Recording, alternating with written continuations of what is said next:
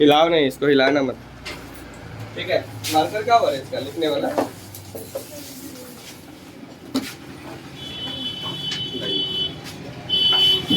तो चलिए सबसे पहले आप समझिए कि संयोजन अभिक्रिया क्या होता है। अभिक्रिया बता दिए हुए, संतुलित करना बता दिए। अभी क्या समझना है? सबसे पहला अभिक्रिया जो है जिसको बोलते हैं संयोजन अभिक्रिया। क्या बोलते हैं? संयोजन अभिक्रिया। ठीक है, संयोजन अभिक्रिया को इंग्लिश में बोलते हैं कॉम्बिनेशन रिएक्शन।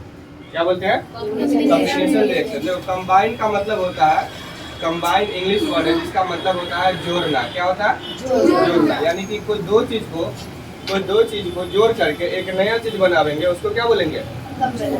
Combination reaction. क्या बोलेंगे उसको? Combination reaction. चलिए इसको देख लीजिए। इसका डिफिनेशन में क्या लिखेगा कि जिस अभिक्रिया में दो या दो से अधिक अभिकारक मिलकर एकल पदार्थ का निर्माण करते हैं या एकल पदार्थ बनाते हैं उसे संयोजन अभिक्रिया कहते हैं। एकल मतलब होता है इकलौता, एकल मतलब एक।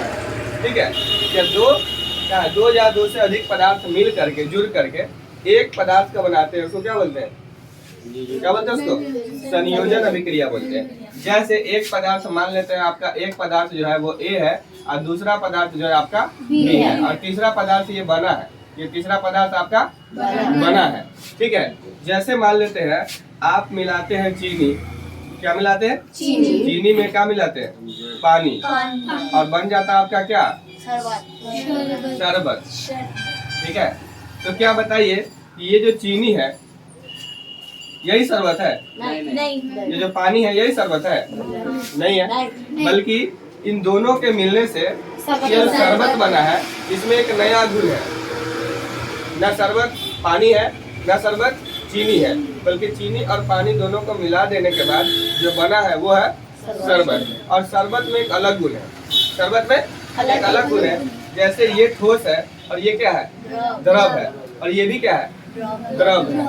ठीक है, तो यहाँ चीनी जो था ये क्या बन गया? शरबत बन गया, यानी द्रव बन गया। क्या बन गया? द्रव बन गया। तो पहली बात इसकी अवस्था में परिवर्तन हो गई। अवस्था क्या होता है? ठोस, द्रव और गैस। तो यहाँ पे ये जो था चीनी ये क्या था? ठोस था। अब क्या बन गया? द्रव बन गया। ये पानी जो द्रव है, ये द्रव में क्या हुआ? ये मिल गया और क्या बन गया? शरबत बन गया। तो जैसे उदाहरण के लिए ये तो आम भाषा में हुआ कॉमन, और यहाँ पे देख लीजिए आप केमिस्ट्री के लैंग्वेज में, तो ये क्या है? सी से क्या होता है? कार्बन। सी से क्या होता है? कार्बन। बहुत अच्छा। और O2 का मतलब क्या है? ऑक्सीजन। मतलब ये आपका है कार्बन, ये क्या है? कार्बन। और ये क्या है? ऑक्सीजन। और ये दोनों मिलके क्या बना रहा है? ये क्या बना रहा है? Carbon dioxide. क्या बना रहा है? Carbon dioxide. ठीक है, ये क्या है? ये देखिए यहाँ पे एक दिया हुआ, ये क्या? एस का मतलब होता है सॉलिड। एस का मतलब सॉलिड, यानी कि ये है ठोस। क्या है ये? ठोस। और जी का मतलब क्या होता है? गैस। मतलब ये हिंदी में भी तो इसको गैस है बोलते हैं। और ये जो जी है ये भी क्या है? हमारा गैस है। अब यहाँ देखिए ठोस की अवस्था बदल गई, तो अवस्था परिवर्तन सबसे पहला था। अवस्था परिवर्तन सबसे पहला था। ठीक है, तो कार्बन में ऑक्सीजन मिलाया, क्या बन गया? Carbon dioxide. वैसे यहाँ पे हाइड्रोजन गैस है। क्या है? Hydrogen gas. इसमें मिला देंगे क्या? Oxygen gas. यानी हाइड्रोजन गैस और ऑक्सीजन गैस को मिलावेंगे तो एक नया चीज बनेगा। इसका नाम क्या है? वाटर, पानी। या आप इसको हिंदी में जल कहते हैं, पानी कहते हैं। ठीक है, ये क्या है? लिक्विड है। लिक्विड का मतलब क्या होता है? द्रव। अब यहाँ पे देखिए ये क्या है? गैस। और ये क्या है? गैस। और बन का गया? द्रव। तो अवस्था में परिवर्तन बहुत अच्छा से आपको समझ में आ रहा है कि जब रासायनिक अभिक्रिया होती है तो अवस्था में परिवर्तन होता है। ठीक है, अब देखिए दूसरा वियोजन। दूसरी जो रासायनिक अभिक्रिया है उसका नाम क्या? वियोजन। ये संयोजन का जस्ट क्या है? उल्टा है। संयोजन का उल्टा है। जिस तरीके से दो को जोड़ करके एक बना है, वैसे एक को तोड़ के क्या बनाएंगे? दो या दो से अधिक बनाएंगे। ठीक है, इस अभिक्रिया में एक अभिकारक टूटकर दो या दो से अधिक उत्पाद बनते हैं। यानी एक चीज को तोड़ के दो या दो चीज बनाएंगे। तो देखिए कैसे, यहाँ पे FeSO4 है। क्या? FeSO4 है। Fe का नाम क्या बताओ? लोहा, इसको इंग्लिश में बोलते हैं फेरस। ठीक है, तो ये क्या है? फेरस। फेरस सल्फेट, सल्फर से बना हुआ, सल्फर और ऑक्सीजन से मिलकर बना हुआ है ये सल्फेट। तो फेरस सल्फेट को तोड़ेंगे। फेरस सल्फेट को जब तोड़ा गया तो किस चीज से तोड़ा जाएगा? हीट से तोड़ा जाएगा, उष्मा से। किससे तोड़ा जाएगा? उष्मा से। तो ये बनेगा Fe2O3, यानी कि हो गया फेरस ऑक्साइड। क्या हो गया? फेरस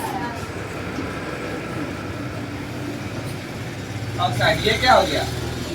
ये हो गया सल्फर, दू लगा हुआ है तो क्या हो जाएगा? डाइऑक्साइड। और ये सल्फर, तीन लगा हुआ तो क्या बोलेंगे बताओ? ट्राइऑक्साइड। क्या बोलेंगे? Sulphur trioxide. ठीक है, तो ये दोनों बन गया, तीन चीज बन गया। तो वियोजन अभिक्रिया जो होती है ना, कितने प्रकार की होती है? तीन प्रकार। कितने प्रकार की होती है? तीन प्रकार की। जैसे पहला ऊष्मीय वियोजन। इसका मतलब है कि ऊष्मीय वियोजन मतलब वियोजन किससे होगा? उष्मा से होगा। किससे होगा? उष्मा से होगा। थर्मल का मतलब भी होता है हीट। क्या होता है? हीट। यानी कि उष्मा द्वारा, ये उष्मा ऐसे लिखना आपको, ठीक है? उष्मा द्वारा किया गया वियोजन, यानी कि ऐसा तोड़ना है जिसमें हीट लगे। क्या लगे? गरम करके तोड़ा जाए। क्या करके तोड़ा जाए? गरम करके तोड़ा जाए। जैसे इसको भी गरम करके तोड़ा गया। ठीक है, तो यहाँ पे गरम करके जब तोड़ा जाएगा तो देखिए CaCO3 है।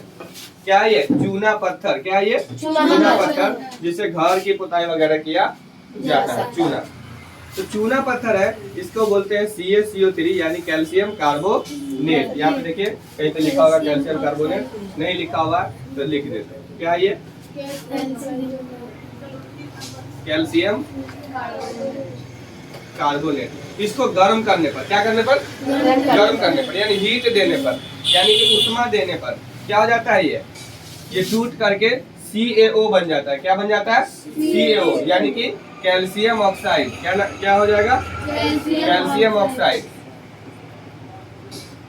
कैल्शियम। ये क्या है? पीछे था ये वाला, ये पीछे था। क्या है ये? Carbon dioxide. क्या है? कार्बन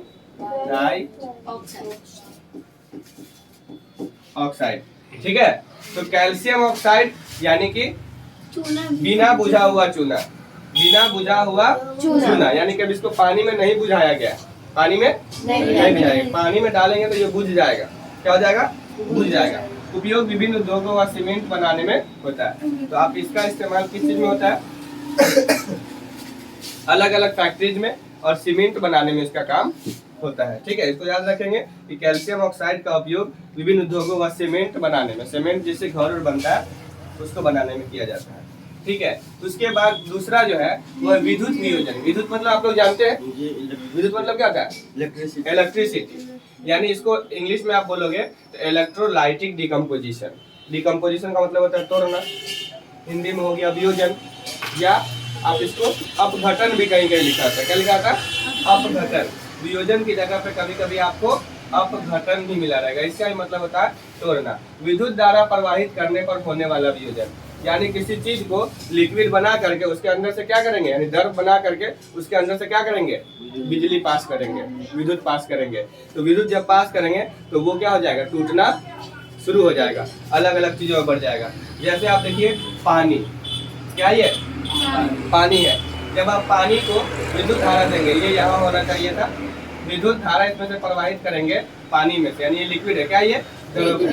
तो इस द्रव में से ठोस में तो धारा प्रवाहित होगा नहीं। धारा प्रवाहित कहाँ होगा? द्रव में होगा, क्योंकि ठोस में आप इधर तार लगावेंगे, इधर तार लगावेंगे तो इधर से उधर जाएगा नहीं जाएगा। ठोस उन चीजों में जाएगा, उन ठोस में जाएगा जो विद्युत के सुचालक है, जैसे कि लोहा, सोना, चांदी, इन सब में प्रवाहित होगा। लेकिन अगर मान लेते आप कोई नॉन मेटल है, यानी कि अधातु है, उसमें आप रखेंगे तो नहीं होगा। उसमें होगा? नहीं होगा। जैसे हाइड्रोजन, खाली हाइड्रोजन गैस है, ऑक्सीजन भी गैस है, इन दोनों के अंदर विद्युत धारा प्रवाहित नहीं होगी। लेकिन इन दोनों को मिला करके जब लिक्विड बना दिया गया, द्रव बना दिया गया, यानी पानी बना दिया गया, तो पानी में क्या होगा? विद्युत धारा प्रवाहित होगा। तो जब पानी में विद्युत धारा प्रवाहित करेंगे तो क्या देखेंगे कि हाइड्रोजन गैस अलग निकल रहा है और ऑक्सीजन गैस अलग निकल रहा है। ये दोनों टूट रहे हैं और पानी कम हो रहा है। ठीक है, तो इस प्रकार की अभिक्रिया जिसमें यहाँ पर आपको विद्युत धारा देखने को मिले उसको क्या बोलेंगे?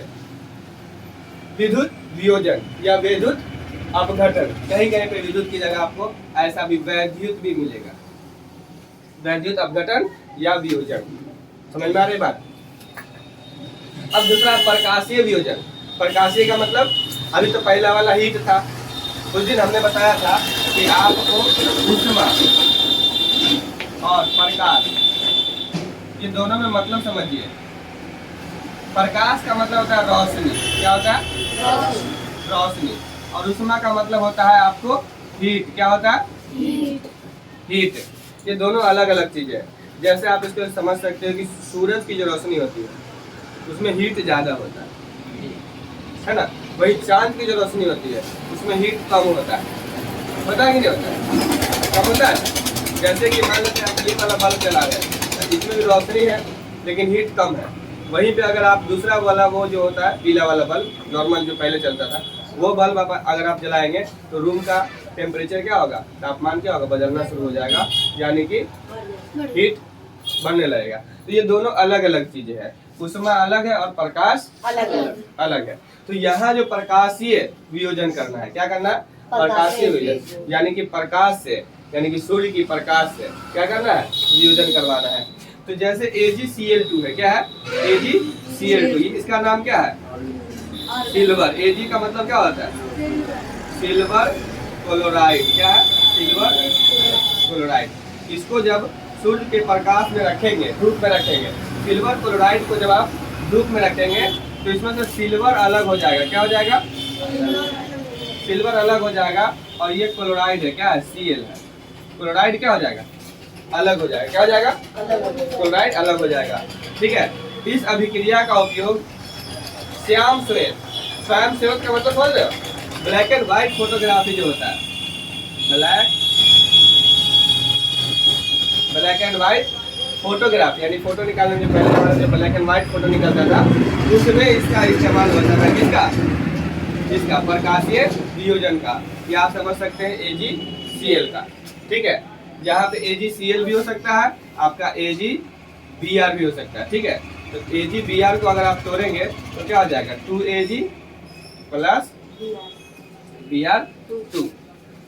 ठीक है, तो यहाँ तक आपको क्या करना है कि अच्छा से जो है इसको याद करना है और इसको अच्छा समझना है, ताकि जो है अब अगला जो है हमारा ये विस्थापन अभिक्रिया, इसको हम दूसरे दिन करेंगे।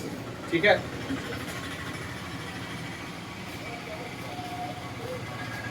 चालू था कि नहीं?